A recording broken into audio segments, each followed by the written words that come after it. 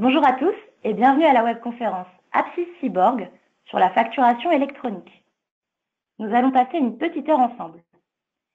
Cette session va être animée par Emmanuel Mattei, chef de marché, et Bertrand Maninck, consultant AMOA. Tout au long de cette session, vous pourrez nous poser vos questions dans le bandeau qui se trouve à droite de votre écran. Nous y reviendrons en fin de conférence. Bonjour Emmanuel, bonjour Bertrand. Je vous laisse la parole. Bonjour à tous. Merci Léa pour cette introduction. Bienvenue à Bertrand pour cette présentation. Je vous propose donc de démarrer dès à présent. On a un timing serré, un ordre du jour assez dense et potentiellement un certain nombre de questions sur ce sujet. Donc je vous propose de démarrer tout de suite par le sommaire. Donc, on va faire quelques rappels sur cette réforme. On fera un focus sur les différents impacts autour de cette leçon, les actions que vous pouvez mener dès à présent. On verra comment on vous propose de vous accompagner dans les différentes démarches et puis on fera une petite conclusion et encore une fois, on passera du temps avec vous après pour échanger si vous le souhaitez. Passons donc au contexte. Alors, cette facture électronique, c'est avant tout une réforme fiscale. C'est une réforme fiscale pour renforcer la prévention et la lutte contre la fraude à la TVA. Et toutes les entreprises soumises à la TVA sont concernées. On a un certain nombre de sujets autour de cette réforme. Donc, bien entendu, on va parler d'un calendrier d'application avec un certain nombre d'étapes en fonction des tailles d'entreprise. On va parler de nouveaux formats de fichiers. On verra que le fichier PDF est un format qui sera toléré temporairement sur le portail public de facturation. On va aussi aborder le sujet de nouveaux circuits de transport des factures. On a des nouveaux circuits obligatoires. On va aussi avoir de nouveaux acteurs. Et puis, en fait, il faut bien penser et bien considérer qu'il y a deux sujets. Il y a le sujet du e-invoicing. Donc ça, c'est ce qui tourne autour de la facture, le dépôt de cette facture, la transmission et le suivi des factures. Alors, B2B et B2G. B2B, c'est business to business et B2G, c'est business to government. Donc, c'est pour les flux Corux, par exemple. Donc, il y a le sujet du e-invoicing et il y a aussi le sujet du e-reporting qu'il ne faut pas négliger et qui va concerner toutes les transactions en B2C, donc business to consumer et B2B international. Et puis, il y a le sujet aussi de tous les encaissements de prestations de services. Donc, une fois qu'on a dit ça, on va rentrer maintenant un peu plus dans le détail de ces différents sujets. On a fait un schéma ici sur les deux dispositifs e-invoicing et e-reporting pour essayer de peut-être mieux projeter qui est concerné en fonction des différents contextes. Donc, vous voyez que le e-reporting, ça concerne le B2B international et le B2C, là où le e-invoicing concerne donc le B2B national. Important de prendre en considération le fait que le e-reporting, au-delà du fait que c'est une nouvelle façon de procéder, avec des nouvelles informations, c'est aussi une nouvelle fréquence en termes de e-reporting, puisqu'en fait, cette fréquence de dépôt va être à la décade pour les entreprises qui sont par exemple au régime réel normal. Donc ça veut dire qu'il va falloir déposer les informations sous 10 jours, les 20, 30 et 10 du mois suivant. Donc ça va forcément avoir des impacts sur votre organisation pour ceux d'entre vous qui êtes concernés. Donc ça, c'était les deux dispositifs e-invoicing et e-reporting. Ensuite, il y a un autre sujet, essentiel bien entendu également, c'est le calendrier de mise en œuvre.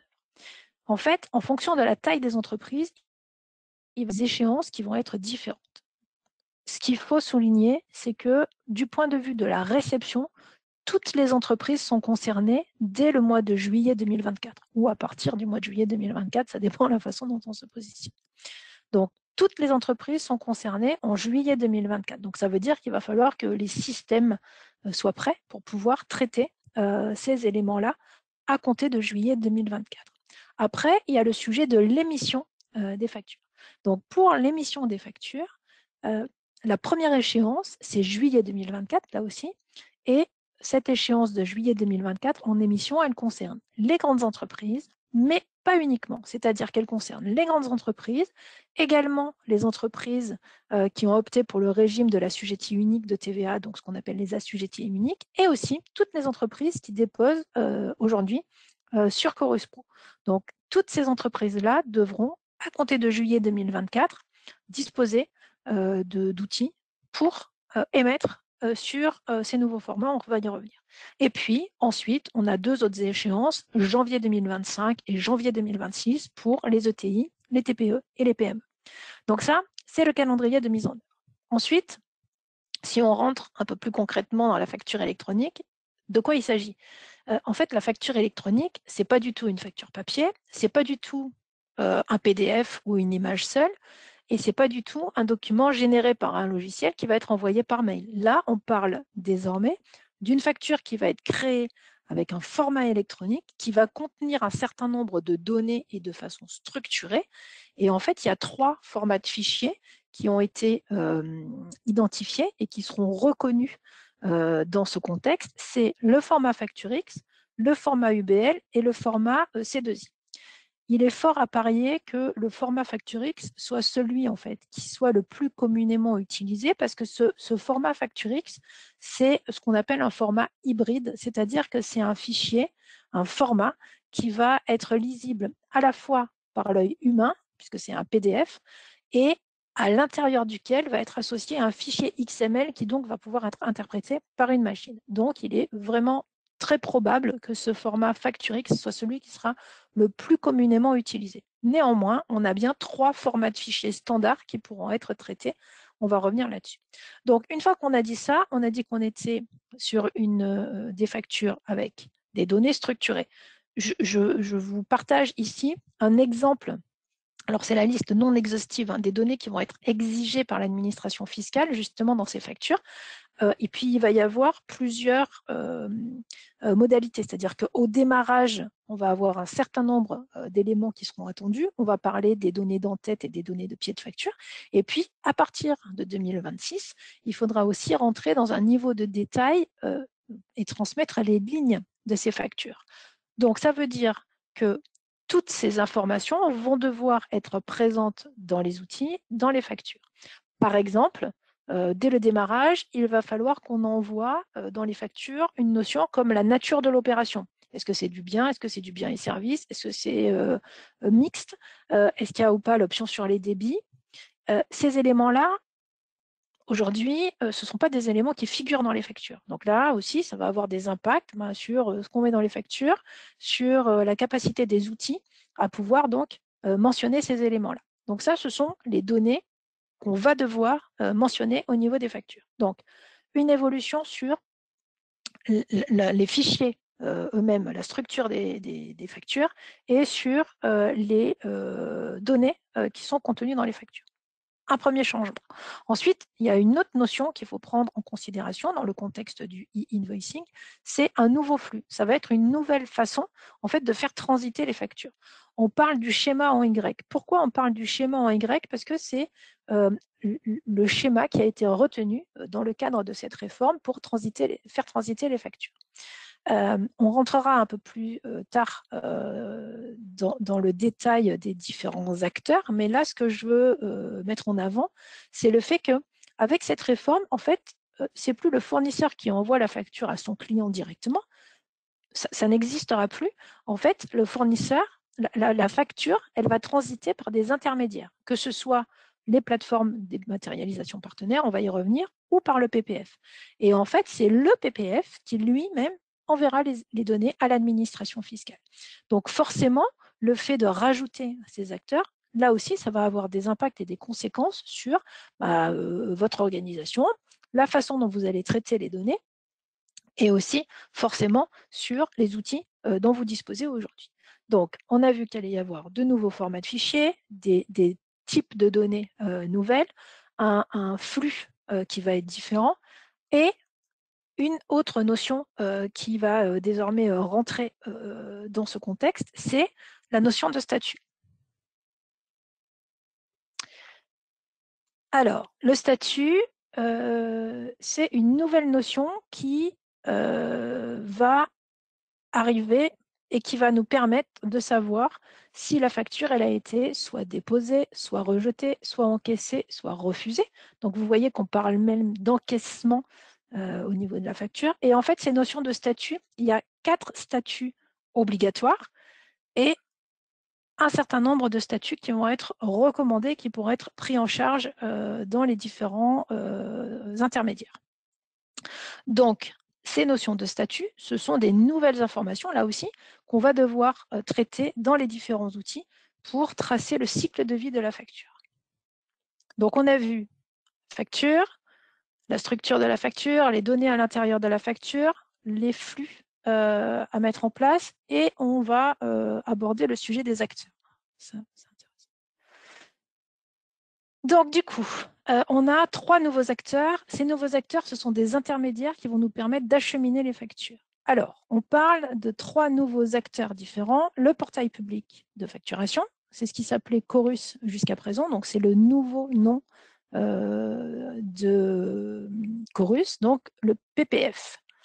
On a le portail public de facturation, on a les plateformes de dématérialisation partenaires, qu'on appelle aussi des PDP, et ensuite on a les opérateurs de dématérialisation qu'on va appeler les OD. Le portail public de facturation, c'est un concentrateur, on peut appeler ça comme ça, c'est un service qui est mis à disposition par l'État et qui va permettre donc d'émettre et de recevoir les factures pour le compte des entreprises dans un des 3 formats, en tout cas qui doit être en capacité de gérer les 3 formats de ce qu'on a appelé le socle minimal. Le socle minimal, ce sont les éléments dont je vous ai parlé tout à l'heure, le fameux format Facturix, le CFACT, le CFACT, pardon, c'est le C2I, et l'UBL. L'UBL et le C2I, ce sont des fichiers XML. Donc, ce PPF, c'est l'acteur de l'État. Okay. Combien ça va coûter de travailler avec le PPF? Sur l'utilisation manuelle, on sera sur un coût, j'allais dire c'est gratuit, puisque donc on sera sur un service de l'État. Ensuite, on a les plateformes de dématérialisation partenaires, les PDP. Alors, les PDP, c'est un autre sujet, puisqu'en fait, on est sur des plateformes privées de services. Ces plateformes privées de services, elles vont être immatriculées par la DGFiP et elles vont être auditées régulièrement pour pouvoir conserver leurs agréments. Aujourd'hui, au moment où on se parle, il n'y a pas encore de PDP, c'est-à-dire qu'aucun éditeur, quel qu'il soit, ne peut dire « je suis PDP ». Ce n'est pas possible, ça n'existe pas, puisqu'on est pour l'instant uniquement sur la partie dépôt des candidatures. Donc là, actuellement, on a effectivement un certain nombre d'acteurs, d'éditeurs qui se positionnent pour pouvoir être candidats PDP, mais on n'a pas encore la liste des plateformes, des PDP qui a été publiée, puisque on la connaîtra que cet automne. Et donc, c'est à ce moment-là seulement qu'on aura cette liste des différents acteurs. Et la notion de pilote, c'est-à-dire qu'on pourra commencer à travailler en test à partir de janvier 2024. Donc, le portail public de facturation, la plateforme de test sera ouverte fin 2003 et les plateformes tiers seront connues en septembre-octobre de cette année pour du pilote à partir de janvier 2024. Et puis, on a un troisième acteur, ce sont les opérateurs de dématérialisation. Donc, ces opérateurs de dématérialisation, ce sont des acteurs qui vont servir d'intermédiaires entre les entreprises et les plateformes privées. Certains éditeurs vont se positionner pour pouvoir en fait transformer les factures par des outils qui n'ont pas pu être mis en conformité, par exemple, et faire transiter les documents entre les entreprises et les plateformes. Alors, une fois qu'on a dit tout ça, comment on avance? Parce qu'effectivement, entreprise, OD, PDP, PPF, comment je choisis et surtout, qu'est-ce que je choisis? Alors, j'ai essayé de synthétiser ici un certain nombre des actions qui peuvent être réalisées par chacun des acteurs. On ne va pas rentrer dans le détail de chacun des éléments, et pardon pour cette slide qui est un peu dense, mais je pense que ça vous donnera de la matière pour vous aider à vous projeter ensuite. Donc en fait, l'idée, c'est de répertorier ici quelles sont les actions que chaque acteur peut réaliser, doit réaliser, ou comment les différents services vont pouvoir être proposés. Donc, le portail public de facturation, c'est le seul qui va pouvoir donc concentrer les données à destination de la DGFiP. Okay. En revanche, la gestion du cycle de vie sur les statuts obligatoires, ça va être fait à la fois par le portail public de facturation et les PDP, bien entendu, doivent pouvoir être en charge, doivent pouvoir être en capacité de gérer ces éléments-là. Une PDP peut également archiver les factures. Okay. Par contre, le portail public de facturation, lui, ce qu'il ne saura pas faire, par exemple, c'est traiter des fichiers au format EDIFACT. Donc, si vous, aujourd'hui, vous êtes déjà en train de travailler sur ces types de formats, ça veut dire que vous devrez travailler avec une PDP qui sera en capacité de transformer ces fichiers. Donc, les différents acteurs vont avoir la possibilité de proposer des niveaux de services différents et du coup proposer aussi en fonction de leur spécificité les services qui vous conviennent à vous, entreprise, avec vos propres spécificités encore une fois. Donc, une fois qu'on a dit ça, là aussi, finalement, comment on fait? Qu'est-ce qu'on choisit? Vous avez compris que ça va dépendre, et ça va dépendre de plusieurs paramètres. Donc, bien entendu que ça va dépendre de la taille de votre entreprise, du nombre de factures, de la volumétrie que vous êtes amené à traiter, à la fois en émission et en réception. Ça va aussi dépendre de la complexité de l'activité économique de votre entreprise. Est-ce que vous faites du B2B domestique? Est-ce que vous faites du B2C? Est-ce que vous faites de l'international? Est-ce que vous êtes amené à traiter des formats divers de fichiers? Est-ce que c'est un mix de tout ça? Est-ce que vous travaillez par exemple avec de la facturage? Est-ce que vous avez des plateformes de vente, des sites e-commerce ou pas? Est-ce que vous êtes sur une activité uniquement nationale, internationale, avec plusieurs réglementations qu'il va falloir mixer? Quelle est votre capacité aussi en interne à gérer, à mettre en œuvre de nouvelles obligations réglementaires, légales? Quel est le budget que vous allez pouvoir consacrer à ça? Quelles sont les ressources disponibles dans votre entreprise pour s'attaquer à ce sujet? Donc, tous ces éléments-là sont des éléments qu'il va falloir que vous preniez en considération pour pouvoir après faire votre choix et identifier laquelle des PDP sera celle avec laquelle vous travaillerez ou pas. Vous pouvez travailler avec plusieurs plateformes, vous pouvez choisir de travailler avec le PPF. Bref, il faut effectivement regarder ces éléments-là. Une fois qu'on a dit tout ça, si on fait un focus maintenant sur le sujet de Sage 100 dans les solutions, qu'est-ce qui va se passer? Donc, pour pouvoir prendre faire évoluer les solutions, Sage n'a pas d'autre possibilité que effectivement faire évoluer ces solutions, et donc on va avoir un certain nombre de mises à jour qui vont être mises à notre disposition pour pouvoir traiter ces différents sujets. À partir d'octobre 2023, on va avoir une nouvelle version, donc Sage 100 V10, qui va nous permettre de disposer d'un certain nombre de nouvelles fonctionnalités. Sage, avec cette V10, va en fait adapter ses produits de comptabilité et de gestion commerciale pour pouvoir traiter les nouvelles informations dont on a parlé, les notions de statut, les notions de nature de facture, typologie d'échange, etc. Tous ces éléments-là, ce sont des choses qu'on ne gère pas aujourd'hui, donc il va falloir être en capacité de gérer. Et puis aussi des outils pour vous aider à mieux renseigner les fiches tiers, les fiches fournisseurs, les fiches clients, pour pouvoir être mieux en conformité par rapport à cette nouvelle réglementation.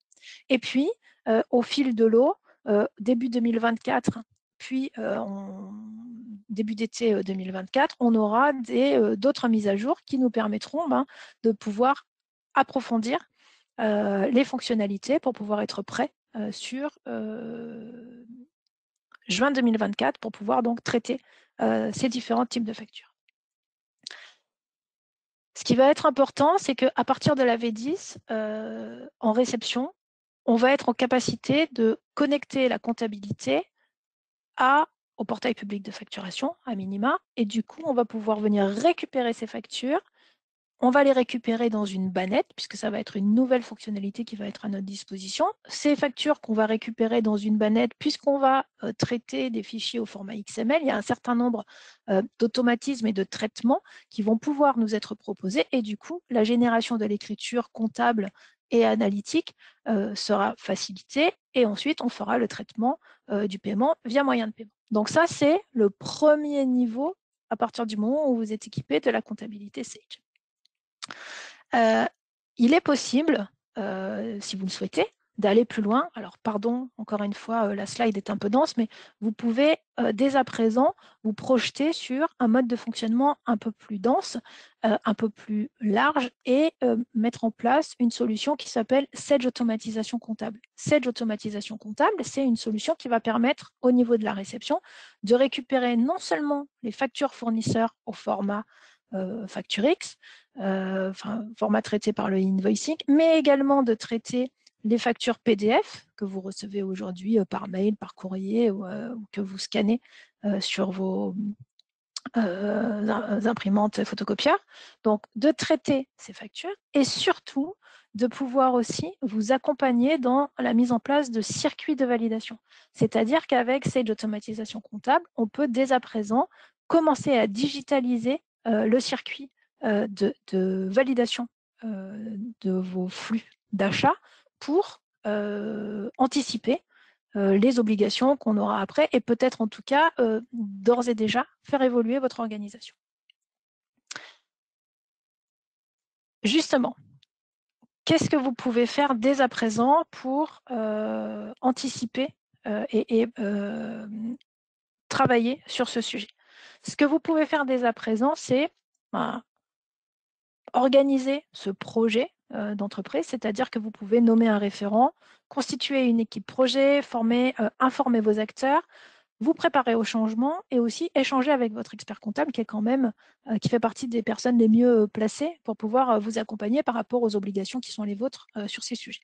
Vous pouvez aussi auditer les process internes de gestion, que ce soit des factures entrantes ou des factures sortantes, pour pouvoir identifier justement si il y a des points de blocage, s'il y a des axes d'amélioration, en tout cas bien identifier les différents process internes sur ces sujets-là. Après, ce que nous recommandons aussi, c'est de cartographier les processus. C'est-à-dire qu'il est intéressant d'auditer le circuit interne et les modalités qui sont en lien avec la gestion de la TVA. Comment vous organisez aujourd'hui pour déclarer votre TVA? Est-ce que c'est fluide? Est-ce que ça l'est pas? Est-ce que vous êtes plutôt en avance de phase, plutôt en décalage? Comment vous êtes organisé? Puisque forcément, il va y avoir des impacts sur cette déclaration de TVA. Vous pouvez aussi cartographier les différents flux impactés, les différents services qui sont impactés. Vous pouvez privilégier dès à présent donc, la gestion dématérialisée des factures clients et fournisseurs. Aujourd'hui, certains outils proposent d'ores et déjà de générer les factures au format FactureX. Par exemple, 700 sait le faire. Et puis, vous pouvez et vous devez aussi identifier et travailler sur votre système d'information. Donc, il faut que vous réfléchissiez aux différentes options, la PPF, les PDP, les OD. Vous pouvez aussi travailler d'ores et déjà sur l'enrichissement et la mise à jour des fiches clients, et des fiches fournisseurs, les numéros de SIRET, les numéros de TVA Intracom, etc. Tous ces éléments-là sont-ils bien présents? Vous pouvez aussi auditer la conformité des factures que vous-même vous émettez. Est-ce qu'il y a bien tous les éléments nécessaires, toutes les mentions légales? Et du coup, faire ce premier travail. Aujourd'hui, on propose une offre de conseil à tous ceux qui le souhaitent pour vous accompagner justement dans tous ces éléments-là.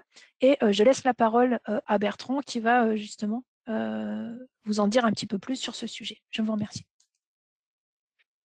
Tout à fait, merci Emmanuel. Du coup, moi, ce que je vais vous présenter là, c'est le service conseil d'Apsis Cyborg et ce en quoi on peut vous apporter une assistance pour ce projet de mise en conformité qui vous concerne tous. Le service conseil d'Apsis Cyborg, c'est un service un petit peu à part dans notre organisation.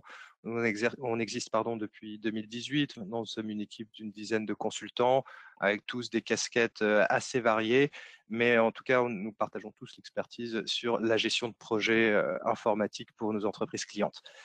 Si je voulais résumer nos missions, on peut les regrouper en 4 piliers en fait. Les 4 piliers sont ceux que vous voyez à l'écran, hein. Donc on va avoir d'abord un premier pilier qu'on appelle le cadrage, où l'objectif c'est véritablement d'aider le client à identifier son besoin, d'analyser ses enjeux, ses problématiques, d'analyser l'existant et d'essayer de réaliser une projection sur un système cible argumenté et de définir avec le client la liste des fonctionnalités qui sont souhaitées pour le futur outil. Le deuxième pilier, ça va être ce qu'on appelle une aide au choix. Là, on intervient pour aider le client à choisir la meilleure solution en fonction des problématiques justement identifiées sur le premier aspect de mission. Le troisième pilier, c'est le pilotage AMOA en tant que tel. Donc là, c'est véritablement notre cœur d'activité, hein. On va véritablement assister le client dans tout le cadre du projet de système d'information. On va l'assister surtout sur le pilotage. C'est-à-dire qu'on va être là pour piloter la réalisation d'ensemble du projet, accompagner les utilisateurs au changement, anticiper les risques, organiser et animer tout ce qui est instance de pilotage, faciliter les arbitrages, etc., etc. Enfin, on a un dernier pilier qui nous concerne un petit peu moins là dans le cas présent, mais qui est l'optimisation. Donc, on va mettre en place des systèmes de pilotage en régie ou de TMA pour les clients qui souhaitent être accompagnés, on va dire, en situation de post-projet. Voilà un peu le résumé de nos différents types d'interventions. Là où je vais maintenant focaliser, en fait, c'est sur les missions qui vont vous apporter dans le cadre de la RFE un véritable plus, en fait. Donc, notamment tout ce qui est cadrage et pilotage AMOA.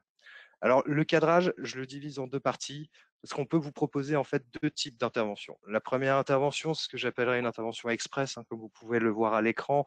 Là, l'objectif, c'est véritablement d'aider le client qui part de zéro, qui sait qu'il y a cette RFE, cette réforme sur la facture électronique à mettre en place.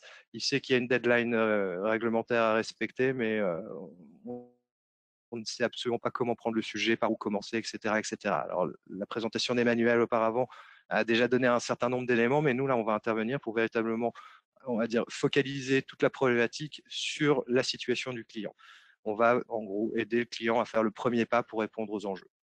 Donc, ça se structurera comment? En fait, on aura donc un consultant du service conseil qui interviendra auprès du client pour rappeler le périmètre et les enjeux de la réforme, pour animer et structurer un premier niveau d'échange, d'atelier de réflexion, apporter un regard externe également et des propositions tirées de notre expertise ou de nos expériences passées avec nos différents clients, et enfin formaliser de manière synthétique tous les résultats de ces ateliers. En termes de livrables, là, du coup, on part sur une définition du contexte et des enjeux, en focalisant évidemment, bien sûr, sur la situation du client. L'idée, c'est pas de vous rendre un livrable trop généraliste. On va modéliser le système applicatif actuel via une cartographie, les différents flux de données, les workflows de validation qui existent dans votre structure. Et derrière, on va vous proposer un macro-planning basé sur votre situation. C'est-à-dire qu'en fonction de votre type d'entreprise, on va vous dire, bon, bah voilà, l'échéance, elle est à telle date. Donc, par rapport à ça et par rapport à votre situation, le macro-planning s'organiserait de telle ou telle manière. Et également une liste des étapes à suivre pour arriver à la conformité. Ça, c'est véritablement l'intervention express. Le planning prévisionnel, alors attention, c'est bien un planning prévisionnel. On part sur une intervention à partir de 3 jours qui potentiellement peut être réalisable sur une semaine en fonction des disponibilités du client et de nos équipes, évidemment. Mais on l'organise de la manière suivante. C'est-à-dire qu'on va avoir une demi-journée de préparation de l'intervention, puisqu'à partir du moment où on intervient chez vous, on va préparer les différents échanges. On a une journée d'atelier d'analyse, ce que je viens d'expliquer. Une journée pour un peu processer tout ça, analyser les informations que vous nous aurez données, rédiger les différents livrables et une demi-journée de restitution. Encore une fois, c'est véritablement à titre indicatif. Comme vous le verrez sur la slide suivante, on s'adapte à votre situation. Vous êtes une PME, très bien, mais ça ne veut pas dire que l'organisation interne n'est pas potentiellement complexe, qu'il peut y avoir quand même plusieurs filiales, plusieurs types d'activités, plusieurs types de facturation, etc., etc. Donc, on va adapter l'estimation à votre situation réelle.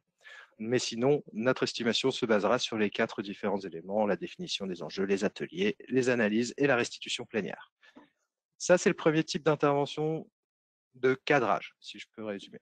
Le deuxième type d'intervention de cadrage, c'est un cadrage à part entière. C'est ce qu'on fait pour la plupart de nos clients, où là, on va intervenir un peu plus longtemps sur le sujet de la RFE. On va vous proposer une démarche pour identifier au plus vite tout ce qui est réponse à la RFE, comment mettre tout ça en place, comment analyser réellement vos besoins, votre situation actuelle, Donc, ça passera, on va dire, à peu près sur le même système que ce que je vous ai présenté pour l'intervention express, mais de manière beaucoup plus détaillée. Ça va se passer de la manière suivante. On va venir collecter, analyser tout document, procédure existante qui vous concerne. On va animer un certain nombre d'ateliers aller, d'ateliers retour pour identifier votre organisation actuelle et commencer à faire une première projection de système cible. On va apporter toujours notre regard externe sur votre situation et formaliser le résultat. Donc là, à nouveau, en termes de livrables, on vous remet une définition complète du contexte et des enjeux. Après, on va creuser de manière beaucoup plus approfondie la modélisation de votre système actuel, des différents flux de données en fonction des périmètres qu'on identifiera avec vous, les workflows de validation en place, et on va modéliser le système cible, les différents briques de logiciels à mettre en place. Donc là, notamment, si votre choix se porte au cours de la réflexion vers l'utilisation d'un PDP, comme disait Emmanuel auparavant, ou d'un opérateur de dématérialisation, ou est-ce qu'on va utiliser directement le PPF. Bref, tout ça, on va le modéliser pour que vous ayez une idée de ce qui va être mis en place. Et enfin, on le tirera le projet, c'est-à-dire qu'on va vous dire les différentes phases qu'on vous conseille de suivre pour mettre en place ce projet. Le planning prévisionnel, vous vous en doutez, est forcément plus long. Là, on n'est plus sur une intervention express, on est sur une intervention qui va s'étaler sur plusieurs semaines et qui va se diviser de la manière suivante. C'est-à-dire que la première étape, ce sera d'analyser l'existant avec une étude documentaire, une préparation des entretiens, les premiers enjeux macro, entre guillemets, de votre projet. Ça va nous permettre, nous, de préparer les ateliers allés. Alors, on laisse volontairement le nombre de services à auditer, entre guillemets, en indéfini, puisqu'on ne sait pas encore et on l'estimera en fonction de nos échanges dans le futur. Mais du coup, l'atelier aller, l'idée, c'est que nous, on prenne connaissance de votre organisation actuelle, des différents process, des différentes failles ou risques qui peuvent exister dans votre process actuel et éventuellement des solutions pour y répondre. Ça nous permet derrière d'organiser des ateliers retour où là, on restitue ce qu'on a compris lors des ateliers allés. On va commencer aussi à projeter le système cible avec vous et valider qu'on est dans la bonne direction. Ensuite, on a la phase inévitable d'analyse et de rédaction qui nous donne la possibilité de vous faire une restitution en général en plénière pour vous remettre tout le résultat de nos travaux et les livrables correspondants. Donc, comme je disais, en termes de chiffrage, pareil, toujours en mode estimation. Là, on part tirer plutôt sur une intervention de 8 jours étalée sur plusieurs semaines. Et comme je disais tout à l'heure, le nombre de jours est adapté en fonction de votre situation, la complexité de votre organisation, de votre type de facturation et autres, peuvent avoir un impact sur ce nombre de jours. Donc voilà pour les missions de cadrage. Excusez-moi. Le deuxième pilier qui correspond le plus à la RFE en cours, ça va être le pilotage AMOA, comme vous vous en doutez, où là, on va vous proposer justement de vous assister dans ce pilotage. En général, on intervient chez nos clients notamment parce qu'il y a un manque de ressources disponibles ou un manque de temps en interne. Donc, c'est là qu'on va apporter notre plus-value et vous libérer de toute cette charge de pilotage pour que vous puissiez être plus serein face à ce projet. Donc là, dans ces cas-là, le consultant AMOA pilote la réalisation d'ensemble du projet. Dans chacune des phases, on va coordonner les actions, les livrables de l'ensemble des contributeurs.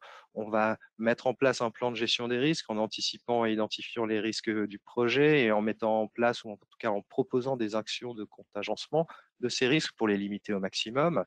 On va également organiser et animer les instances de pilotage transverse, faciliter les arbitrages des sponsors et du comité de pilotage pour que tout soit le plus fluide possible et qu'on n'ait pas un projet qui finalement dans la durée va un peu s'enliser parce que on a oublié telle ou telle tâche ou on n'a pas eu un suivi très précis des différentes phases. Si on rentre un tout petit peu dans le détail, il faut savoir que dans cette phase de pilotage AMOA, on est capable d'intégrer un peu d'aide au choix. Comme je vous en parlais au tout début de ma présentation, on a ce pilier, nous, d'assistance du client sur le choix des solutions ou des prestataires. Là, on peut l'intégrer dans la partie pilotage.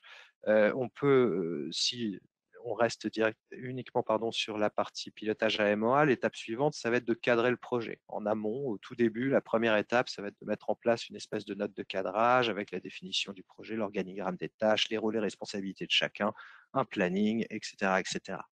Et après, derrière, on va dérouler donc le suivi de l'avancement global et détaillé du projet. Est-ce que les tâches sont bien réalisées par les différents acteurs dans les temps qui étaient fixés au départ? Est-ce qu'on est toujours dans les clous ou non? Ce genre d'éléments. On va coordonner l'ensemble des acteurs du projet, piloter le plan de gestion des risques, préparer, animer, faire les comptes rendus de tous les comités, que ce soit des comités de projet ou de pilotage, et préparer les données qui correspondent aux différentes instances de pilotage. Voilà un peu ce qu'on peut proposer pour ce pilier de pilotage à MOA. Alors là, on n'a pas présenté d'estimation, puisque comme vous vous en doutez, sur du pilotage, là, on va vraiment être sur du cas par cas, mais par contre, on vous présente le genre de livrable qu'on va utiliser dans ce type de mission de pilotage à MOA. Donc, comme vous pouvez le voir en haut à gauche, on est sur un support plutôt comité de pilotage, justement, pour faire une synthèse de l'avancement du projet, où on va mettre en place la météo du projet, où on en est également sur le macro-planning, quels sont les faits marquants qui ont été réalisés sur la dernière période, les alertes qui ont été identifiées, les arbitrages, etc. etc.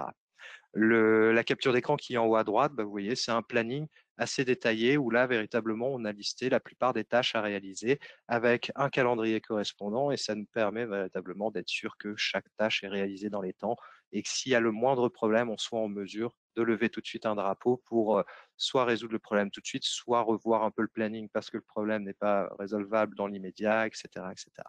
La partie basse, c'est tout ce qui est plan de gestion des risques. Donc là, on a une synthèse des risques en bas à gauche et les actions de contingencement à droite, c'est-à-dire vraiment pour chaque risque, on va lister ce qu'on estime être des actions qui vont permettre, comme je disais tout à l'heure, soit de limiter, soit carrément d'anéantir le risque en question pour être plus serein sur la suite du projet. Donc voilà un peu le genre de mission qu'on peut vous proposer pour la réforme sur la facture électronique et qu'on peut mettre en place dès maintenant avec vous pour que vous soyez le plus serein possible pour faire face à cette obligation. Merci Bertrand pour cette présentation très claire des différentes alternatives. Alors, en synthèse, sur cette réforme de la facture électronique, si on devait faire une synthèse de tout ce qu'on vient de se dire, qu'est-ce qui change et surtout, quels sont les bénéfices que vous pouvez en tirer? Donc, de façon un peu triviale, les impacts sur cette gestion des factures sont à la fois au niveau de la réception et de l'émission des factures, puisque donc au niveau de la réception, vous allez devoir être en capacité de recevoir tout type de factures, c'est-à-dire bien entendu celles qui seront dès le mois de juillet 2024 au format, j'allais dire facture X, mais pas que, mais enfin essentiellement facture X, en tout cas au format du socle minimal, et aussi potentiellement continuer à recevoir les anciens formats de fichiers. Également stocker électroniquement ces factures et traiter les factures avec la notion de statut et être en capacité donc d'exploiter ces informations. OK, ça, c'est pour la réception. Et ensuite, il y a le sujet de l'émission. Donc, l'émission, ça veut dire créer la facture au bon format, avec les bonnes données, la stocker également électroniquement. Et au-delà de l'émission de la facture en tant que telle, c'est l'émettre au bon destinataire et suivre son paiement et partager du coup les différents statuts au travers du cycle de vie. Donc, ça, c'est une synthèse un peu grossière, certes, mais ça permet de repositionner les différents éléments. Alors, cette réforme sur la facture électronique, bien entendu, c'est une réforme fiscale. Donc, il y a forcément un certain nombre d'enjeux et d'objectifs pour l'État qui sont le renforcement de la prévention de la lutte contre la fraude à la TVA. Vous savez qu'on parle en milliards et que c'est toujours bon de récupérer quand même un peu d'argent sur ces sujets-là. Mais il y a aussi un certain nombre d'aspects qui peuvent être des bénéfices pour l'entreprise. L'objectif, c'est aussi de diminuer le temps et le coût de traitement des factures, de potentiellement également renforcer la compétitivité des entreprises parce que on va avoir moins de charges administratives et potentiellement des gains de productivité sur ces sujets ou grâce à ces sujets de la dématérialisation. Et puis, une des finalités de l'État, c'est aussi d'avoir un pré-remplissage à terme de la déclaration de TVA. Aujourd'hui, on n'est pas encore prêt, mais c'est vraiment la finalité annoncée de pouvoir accompagner les entreprises dans cette démarche et d'avoir un pré-remplissage des déclarations de TVA de la même façon qu'en tant que particulier, on a aujourd'hui un pré-remplissage des déclarations d'impôts. Et puis aussi, on va avoir mécaniquement une diminution des risques de fraude, puisqu'en fait, on va être amené à échanger avec des opérateurs économiques qui seront connus et reconnus, puisque je n'ai pas fait de focus là-dessus, mais tous les acteurs des flux vont devoir être référencés au travers d'un annuaire qui sera géré par le PPF. Et donc, du coup, une diminution mécanique des acteurs et des fraudeurs dans les différents échanges. Voilà pour cette synthèse. On a mis dans cette présentation qu'on va bien entendu vous partager, vous le savez, un certain nombre de liens sur des éléments qui nous ont servi et permis de faire ce support. Donc, vous aurez la possibilité de pouvoir accéder à ces informations. Et puis, on a mis en place aussi une petite checklist pour la facture électronique en collaboration avec Sage. Je vais laisser la parole à Léa quelques instants avant de passer à la séance de questions-réponses. Je vous remercie pour votre écoute. Merci Emmanuel, merci Bertrand pour cette présentation.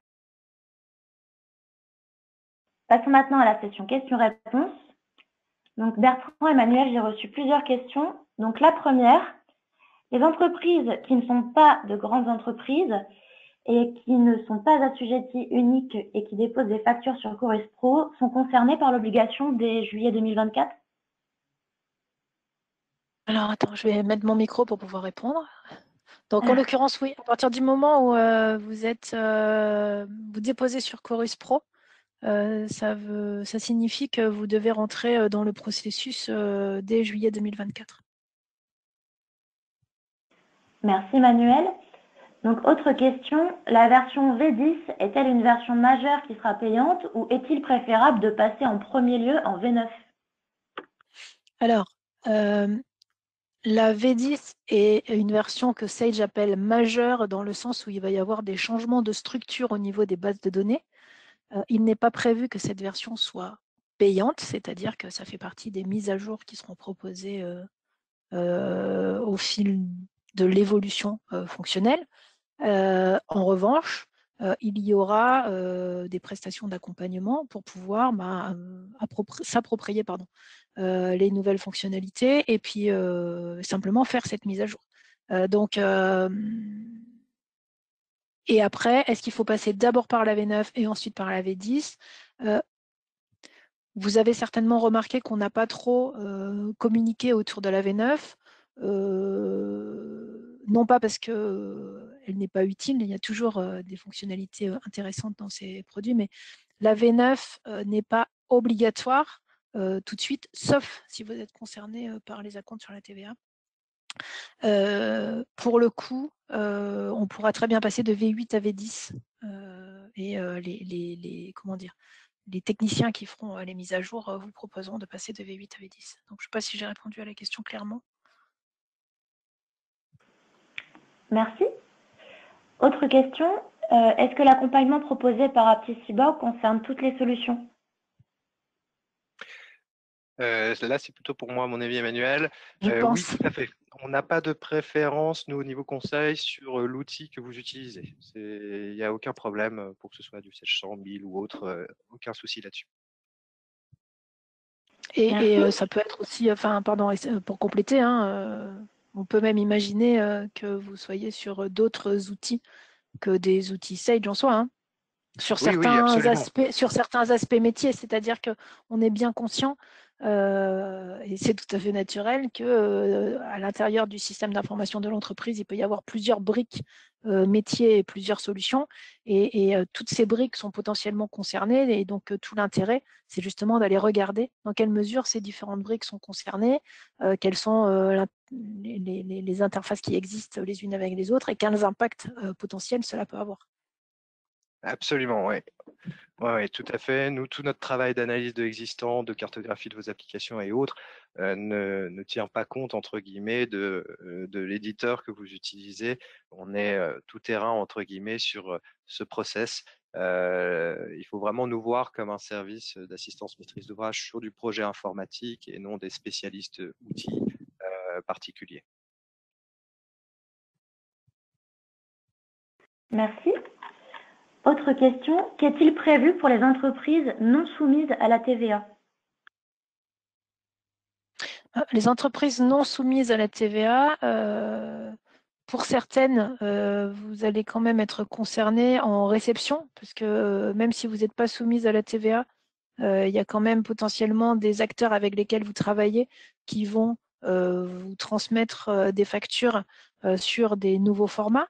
Donc après, le portail public de facturation reste un endroit, une plateforme qui sera accessible et sur laquelle vous allez pouvoir vous connecter pour aller chercher les factures qui vous concernent. Donc, tout dépend après aussi de la volumétrie que vous allez être amené à traiter. Donc, c'est pour ça qu'il faut vraiment regarder quels sont les impacts par rapport à cette réforme et en fonction, encore une fois, hein, de vos spécificités, des acteurs avec lesquels vous travaillez, vous pourrez décider de rester à travailler directement avec le portail public de facturation. Ça peut être une des réponses. Merci. Pour être prêt à recevoir les factures, on peut se débrouiller avec le PPF et ne rien changer dans nos systèmes? Sur le principe, oui. C'est-à-dire que vous pourrez aller vous connecter sur le PPF et aller chercher manuellement ou plus ou moins automatiquement les factures sur le PPF. Après, encore une fois, tout va dépendre de la volumétrie que vous êtes amené à traiter.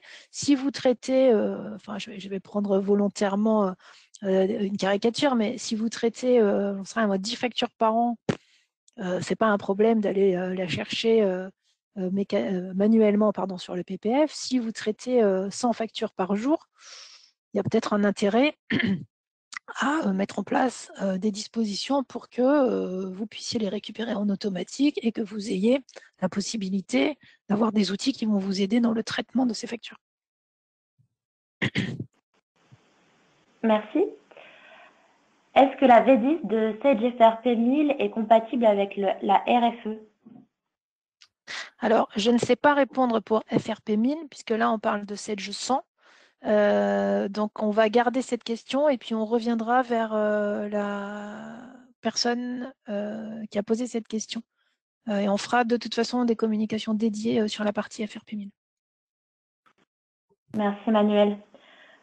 Quid des factures CEE qu'on reçoit à ce jour par PDF?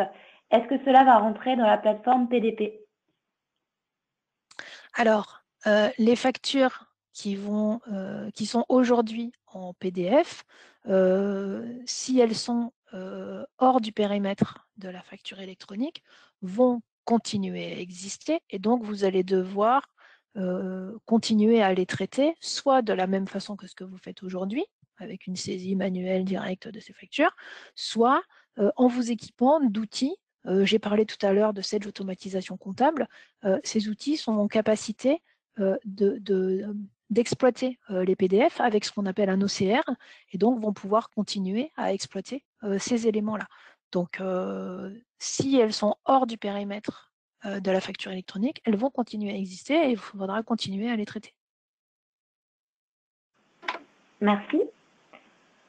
Si on choisit le PPF en premier choix, peut-on changer et passer au PDP ensuite? Alors, sur le principe, oui, il y a encore un certain nombre d'inconnus puisque vous avez compris que ni le PPF ni le PDP ne sont opérationnels aujourd'hui. Ce qui est certain, c'est que vous pouvez avoir une partie de vos flux qui passeront par le PPF et une autre partie qui passeront par une ou N PDP. Mais oui, c'est pas gravé dans le marbre et il sera possible d'évoluer effectivement. Merci. Aujourd'hui, nous basculons nos factures de la GESCOM vers la compta. Comment cela va se passer du coup si les factures sont injectées automatiquement en comptabilité?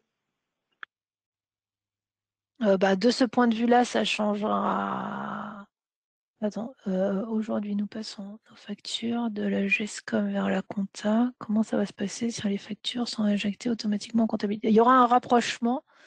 Donc, ce que je comprends, c'est donc qu'on parle des factures d'achat. Aujourd'hui, quand vous traitez vos achats, donc ça veut dire que vous transformez vos factures d'achat et qu'ensuite vous faites ce qu'on appelle la comptabilisation des factures d'achat. Donc en fait, ce qu'il faudra faire, c'est faire un rapprochement entre les factures que vous allez réceptionner et les factures qui sont générées par le système. Ce que ça signifie aussi, c'est que dans la gestion commerciale, il y aura des informations complémentaires qui permettront d'aller alimenter tous les champs dont on aura besoin dans la comptabilité.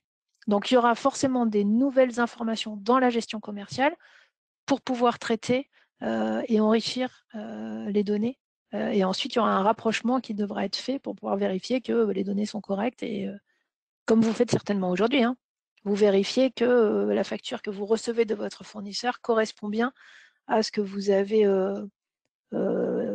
traité dans votre gestion commerciale. S'il y a des ajustements à faire, peut-être que vous les faites. Peut-être qu'ensuite vous passez faites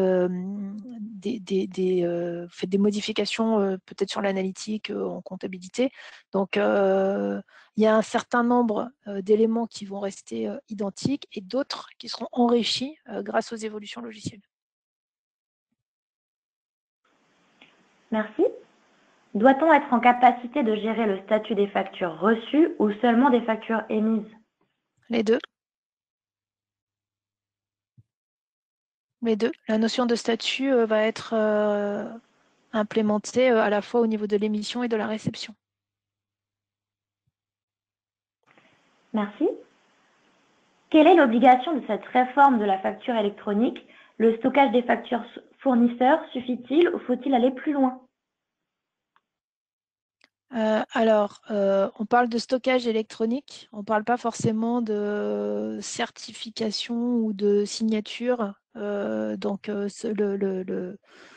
PPF et les plateformes vont proposer des systèmes de stockage et proposeront des services additionnels de chiffrement, par exemple, ou autres types de services pour ceux qui souhaiteraient y souscrire.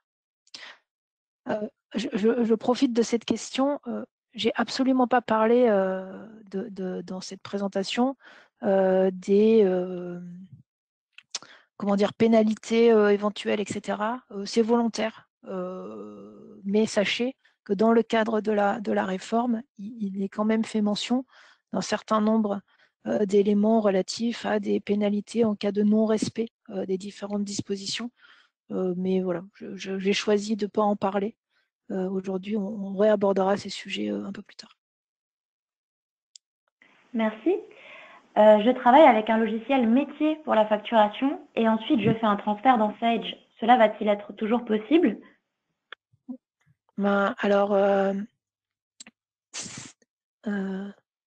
Il est important que vous vous rapprochiez de votre éditeur, de votre solution métier, pour savoir comment il a prévu de faire évoluer sa solution. Si votre éditeur métier est celui qui est à l'origine de l'émission des factures, par exemple, il faut que vous vous assuriez qu'ils sont en capacité de générer les factures au bon format avec les bonnes données.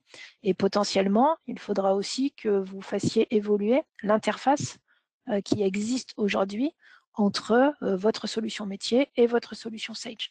Donc c'est pour cette raison qu'on dit qu'il est important d'anticiper et de se poser les questions justement par rapport à la cartographie des solutions que vous utilisez, parce que il y a potentiellement un certain nombre d'actions à mener sur les différents outils que vous utilisez aujourd'hui. Merci. Je vais condenser deux questions. Donc, nous sommes en V4. Peut-on passer directement en V10? Et j'ai aussi la question, nous sommes à la version 7.01. Sommes-nous loin de la V9? Alors, en V7, vous êtes moins loin que ceux qui sont en V4. On va faire une généralité. Donc, on peut passer en V10. Ça prendra plus ou moins de temps. Il faut que vous ayez en tête, en fait, que contractuellement parlant, Sage maintient en fait deux versions. Donc ça, c'est dans les conditions générales, etc. Donc du coup, l'éditeur maintient 2 versions. Et donc si jamais vous avez besoin d'un accompagnement de l'éditeur, en complément de celui d'AppSciBorg, parce que nous, on vous aide, mais il y a des fois où on est confronté à des situations où on a besoin d'aller chercher de l'aide chez l'éditeur. Donc du coup, il est important que vous ayez en tête qu'il faut régler vos logiciels. Et donc, dans l'absolu, il faut envisager de mettre à jour vos outils tous les 1 an, 18 mois. Il y a 15 ans en arrière, pardon de parler, mais il y a 15 ans en arrière, les éditeurs sortaient une version tous les 18 mois, et encore. Aujourd'hui, c'est 2 versions par an. Voire une tous les 9 mois, ça dépend. Bon, en tout cas, ce qui est certain, c'est que du coup, vous devez effectivement prévoir et budgéter de faire évoluer vos solutions peut-être un peu plus régulièrement que ce que vous faisiez 15 ans ou 20 ans en arrière. Donc, oui, on peut passer de la V4 à la V10. Oui, ça prendra plus de temps. Et potentiellement, on rencontrera peut-être plus de difficultés, mais il n'y a pas de raison non plus. Donc, on peut passer de la V4 à la V10, on peut passer de la V7 à la V10, et après, ce sont des temps de traitement et peut-être des évolutions plus grandes pour passer de l'une à l'autre, et puis des découvertes de nouvelles fonctionnalités. Mais ça se fait. Merci Manuel. Si on dépose à ce jour les factures en Chorus, cela veut dire qu'on doit être obligatoirement prêt pour le 1er juillet 2024? Oui, c'est exactement la même question que celle que tu as posée au tout début. Donc, oui, Oui, pardon. oui, tout à fait. Non, non, mais je sais que c'est difficile. Donc, oui, oui. À partir du moment où on travaille, on dépose les factures sur Chorus Pro, l'obligation de dépôt, quelle que soit la taille de l'entreprise, est bien juillet 2024. En tout cas, c'est ce qui est dit à ce stade. Merci. Y a-t-il des aides d'État pour financer cette obligation? Pas que je sache. Quelle est la Après, différence Pardon. non, pardon. Le portail public de facturation, qui est donc l'outil qui va être mis à disposition par l'État, permet et permettra de saisir manuellement les factures et d'aller charger manuellement les éléments. Donc, ça peut être une façon pour vous de traiter l'obligation. C'est-à-dire qu'en fonction de la volumétrie, vous pouvez considérer que vous ne changez rien et vous allez traiter manuellement avec le portail public de facturation les éléments. Mais ça voudra dire que ça va être plus de travail pour vous parce qu'il faudra aller chercher les factures sur le portail public de facturation, il faudra aller déposer les factures sur le portail public de facturation, il faudra aller sur le portail public de facturation renseigner les statuts des factures. Donc, ça reste, faisable. J'ai utilisé un mot pas très joli, pas très élégant. Ça va être galère, mais techniquement, c'est jouable. Donc, encore une fois, c'est pour ça qu'il faut vraiment mesurer la volumétrie, la charge de travail que ça peut représenter. Voilà. Merci. Dans Sage Automatisation Comptable, Sage Automatisation Comptable peut-elle faire office de GED ou d'outil de dématérialisation des factures d'achat? Alors, Sage Automatisation Comptable permet de stocker effectivement les documents et de les archiver et de les conserver. Je ne vais pas utiliser le mot GED parce que ce n'est pas une GED au sens classification, organisation des documents, même s'il existe une option de stockage des documents un peu... il existe une option qui s'appelle ECM, mais ce n'est pas une GED au sens stockage de l'ensemble des documents de l'entreprise. En revanche, Sage Automatisation Comptable permet bien de stocker les factures fournisseurs, de les conserver et de pouvoir les retrouver à tout moment avec un lien direct avec la comptabilité Sage. Merci. Est-il possible d'être accompagné si nous choisissons le PPF? Alors, je suppose que la question est pour Bertrand. Bien entendu Oui, que vous pouvez être accompagné, encore une fois, enfin, ça revient à ce que Bertrand disait tout à l'heure, indépendamment du choix que vous allez faire ou des questions que vous vous posez, enfin, on peut vous accompagner, j'allais dire juste, mais c'est pas juste, c'est justement enfin, pour vous aider à vous décider aussi et pour mettre à plat les enjeux c'est ça. et faire. Voilà. C'est Vas-y, vas-y. absolument ça, comme vient de dire Emmanuel. En fait, tout l'intervention de tout l'intérêt de nos interventions au niveau cadrage, ce sera de voir avec vous si justement le choix du PPF ou justement de passer par un autre opérateur ou un PDP est le plus judicieux dans votre cas. Et donc du coup, oui, on pourra tout à fait vous accompagner pour la mise en place, enfin, on va dire l'intégration du PPF dans vos différents flux. Aucun problème là-dessus. Merci Bertrand. Est-ce que cette obligation concerne la France uniquement? Qu'en est-il des fournisseurs situés en Europe? Sont-ils aussi dans cette obligation? Alors, la réforme de la facture électronique aujourd'hui, on parle de la réforme française. Après, en fait, on est sur une démarche internationale. Il y a déjà un certain nombre de pays dans le monde qui ont mis en place ce type de dispositif. En Italie, cette réforme a été implémentée il y a quelques années. Donc, on est vraiment sur une démarche large qui en fait permet aux différents États de pouvoir, encore une fois, mieux suivre les différents flux et avoir aussi la possibilité d'éviter un certain nombre de fraudes. Ouais. Clairement, clairement. Mais je pense qu'il faut le voir enfin, une fois qu'on a dit ça, au-delà des contrôles qui vont pouvoir être faits par l'État, ça peut aussi être une opportunité pour les entreprises de s'équiper différemment, de fonctionner différemment. Je fais un peu le parallèle avec ce qui a existé quand on est passé en paye de la DAS à la DSN. C'est sûr que ça a été un peu compliqué et peut-être un peu douloureux dans certaines entreprises de changer d'organisation, mais néanmoins, aujourd'hui, on est sur des flux qui sont plutôt bien gérés et avec une transmission des informations aux différents organismes qui est quand même bien plus fluide que ce qu'elle pouvait être auparavant. Donc, il y a quand même un certain nombre de bénéfices pour les entreprises, pour les salariés, pour ce qui concerne la paye. Donc, il y a quand même des côtés positifs au-delà de la simple OK, c'est une réforme, c'est pour contrôler. Oui, OK, mais pas que. Enfin, ça reste mon avis. Je le partage. Non, je suis d'accord.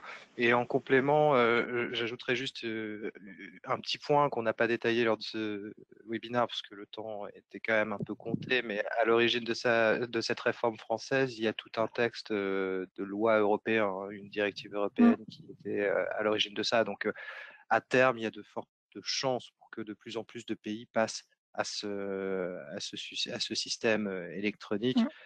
Notamment, comme dit Emmanuel, bon, il y a toute la problématique antifraude que les États, à mon avis, vont vouloir mettre en place, évidemment, mais il y a aussi tous les bénéfices que ça peut apporter pour les entreprises qui sont pris en compte. Donc, on a eu de plus en plus de pays européens vont être concernés par ce genre de réforme. Merci. Est-ce que tous les fournisseurs vont mettre leur facture sur le PPF? Et si un fournisseur ne passe pas par le PPF, comment récupérera-t-on ces factures? Il passera par les PDP. Et en fait, alors ce qui va se passer, c'est que il y aura, comment dire, chaque fournisseur indiquera les modalités qu'il a choisies pour transmettre ses factures. Et du coup, vous, en tant que client, vous saurez où aller chercher les informations, soit de façon automatique avec les outils dont vous vous serez équipé, soit de façon manuelle si vous avez choisi de rester sur un flux manuel. Mais vous aurez cette information-là sera communiquée pour que justement on sache où aller récupérer nos informations. Merci. Tous les fournisseurs sont-ils concernés par la RFE, exemple EDF, Eau, Garagiste, facture à l'export, Ah oui, etc. oui, bien sûr. Tout à Alors, fait. facture à l'export, ça dépend. On a vu qu'on avait de toute façon dans le contexte de la RFE le sujet soit du e-invoicing, soit du e-reporting. Mais pour le coup, oui, toutes les entreprises assujetties à la TVA sont concernées. Pardon, je ne peux plus parler. Merci. Pour être en conformité avec la RFE en juillet 2024 au niveau des factures fournisseurs, nous pouvons se limiter à... pardon, on a déjà posé cette question-là aussi. Est-ce qu'on peut se limiter à recevoir les factures pour les stocker seulement? Non, juste pour les stocker, non, il faudra pouvoir les exploiter. Merci. Aujourd'hui, nos factures à payer sont validées par la direction avant paiement. Comment cela va se passer avec l'import direct en comptabilité? Alors, quand on parle d'import direct en comptabilité, ça veut dire qu'en fait, il va y avoir une espèce de SAS, une étape intermédiaire qui va vous permettre de visualiser l'ensemble des factures qui vous sont adressées. Et c'est ensuite, dans ce SAS, que vous mènerez les différentes actions qui vous permettront de dire OK, pas OK, etc. Donc, quand on parle d'import en comptabilité, ça ne veut pas dire qu'il n'y a aucun traitement qui va pouvoir être fait manuellement. Et ensuite, donc, il y a le sujet donc, du SAS intermédiaire. Et ce dont vous me parlez, si je comprends bien la question, il y a une notion plutôt de bon à payer. C'est pour cette raison que moi, j'ai parlé du sujet, par exemple, de Sage Automatisation Comptable. Le sujet de Sage Automatisation Comptable, c'est un outil qui vous permet, en fait, de gérer justement tout ce processus de validation. La facture, elle arrive. Quand elle arrive, si elle est bien pour moi, il y a un certain nombre de vérifications qui vont être faites, mais si elle est bien pour moi, etc., je vais l'enregistrer dans ma comptabilité avec un statut qui va être en attente de bon à payer. Et ensuite, une fois que la direction, par exemple, dans votre contexte, aura donné son bon à payer, dans ce cas-là, cette facture, elle sera disponible pour le paiement. Et si vous êtes équipé de moyens de paiement, du coup, vous pourrez la payer au travers de moyens de paiement. Donc, on est plutôt sur ce type de schéma, en espérant que ce soit plus clair par rapport à votre question. Merci. Il nous reste 3 questions. Quand aura-t-on la liste des PDP? Est-ce qu'il y aura un communiqué là-dessus? Alors, il est prévu effectivement qu'on ait accès à la liste des PDP à l'automne. La DGFiP, lors de des derniers échanges qu'on avait eus avec eux,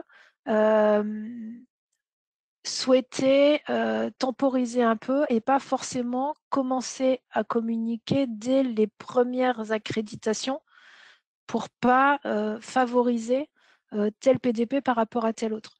Donc, je pense qu'on aura plutôt une liste d'un certain nombre de PDP à la fin de l'automne. Merci. Automne, hiver, oui. Y aura-t-il des plateformes internationales pour uniformiser les outils et formats au sein d'une entreprise avec des bureaux dans différents pays?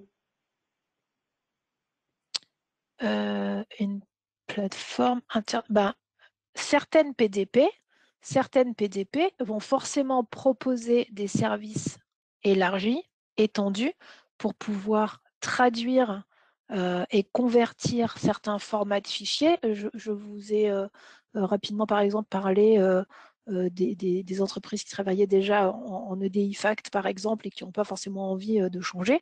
Donc, il y a des plateformes qui vont être en capacité de transformer ces formats-là pour les mettre sur un des 3 formats du socle minimal. Donc, il y aura des PDP qui vont effectivement proposer des services plus larges que d'autres. Et donc, en fonction des spécificités de votre entreprise, ça fait partie des sujets qu'il faut effectivement identifiés. C'est pour ça, encore une fois, hein, qu'on parle de cartographie des spécificités d'identification. Ça fait partie des sujets qu'il faut effectivement bien comprendre, identifier. C'est pour ça, encore une fois, hein, qu'on bien comprendre cartographie différents d'identification des acteurs avec lesquels vous êtes amenés à travailler et les flux avec lesquels vous travaillez. Merci. Et donc, on arrive à notre dernière question. Est-ce que la RFE touche également les associations loi 1901 ?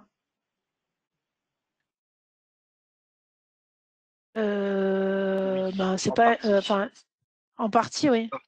En fait, ça dépend si vous êtes à but non lucratif ou non, il me semble.